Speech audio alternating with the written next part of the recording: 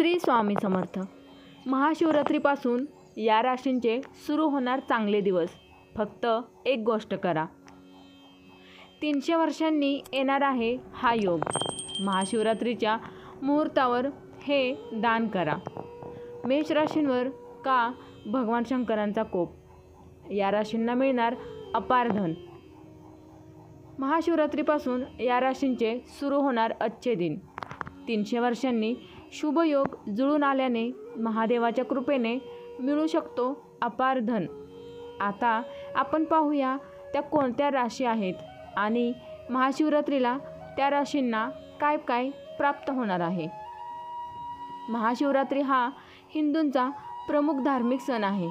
महाशिवरात्री हा सण फाल्गुन महिन्यातील कृष्ण पक्षातील चतुर्दशी तिथीला साजरा केला जातो। महाशिवरात्र हा भगवान शंकराच्या विशेष पूजाविधींसाठी महत्त्वाचा दिवस मानला जातो।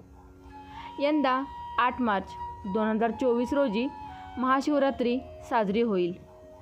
वैदिक ज्योतिषशास्त्रानुसार या दिवशी अत्यंत शुभ योग निर्माण होत आहे। असा अद्भुत योग तब्बल 300 वर्षांनी निर्माण होत असल्याचे ज्योतिषशास्त्रातून समोर आले आहे। हिंदू पंचांगानुसार महाशिवरात्रीच्या दिवशी सकाळी 4:45 संपूर्ण दिवस शिवयोग राहणार आहे।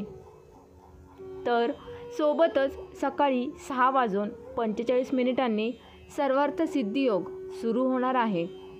हा शुभयोग 10:45 पर्यंत असेल। ज्योतिषशास्त्रानुसार ग्रहांच्या बाबतीतही शुभयोग घडून येत आहे। मकर राशीमध्ये मंगळ आणि चंद्राची युती, ज्यामुळे चंद्र-मंगल योग निर्माण होत आहे। तर दुसरीकडे कुंभ राशीमध्ये शुक्र, शनी आणि सूर्याच्या युतीने त्रिग्रही योग घडून येत आहे। तर मीन राशीमध्ये राहू आणि बुधाची युती होत आहे। त्यामुळे या शुभयोगामुळे महाशिवरात्रीच्या शुभ पर्वापासून काही राशींचे अच्छे दिन सुरू होण्याची शक्यता आहे। कोणत्या राशींवर शंकराची कृपा बरसणार आहे जाणून घेऊयात। मेष राशींच्या लोकांवर भगवान शंकराची विशेष कृपा राहू शकते। अडकलेली कामं चांगल्या पद्धतीने मार्गी लागू शकतात। शंकराच्या कृपेने अडकलेले पैसे या काळात परत मिळू शकतात। नोकरीच्या शोधात असलेल्या तरुणांना नोकरीच्या संधी मिळू शकतात।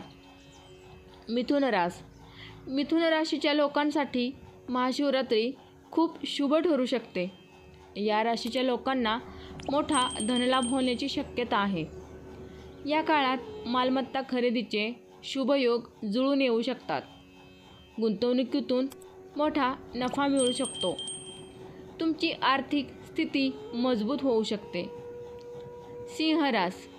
सिंह राशीच्या लोकांवर भगवान शंकराची कृपा राहू शकते। या काळात विशेष लाभ मिळू शकतो। व्यापारामध्ये आणि व्यवहारामध्ये मोठा फायदा होण्याची शक्यता आहे। अविवाहितांना विवाहाचे प्रस्ताव येऊ शकतात। कुटुंबातील वातावरण उत्साही राहण्याची शक्यता आहे। श्री स्वामी समर्थ। जय जय स्वामी समर्थ। ही छोटीशी माहिती आपल्यास कशी वाटली कमेंटद्वारे नक्की कळवा। व्हिडिओला लाईक करा, शेअर करा आणि चॅनलला सबस्क्राईब करा। धन्यवाद।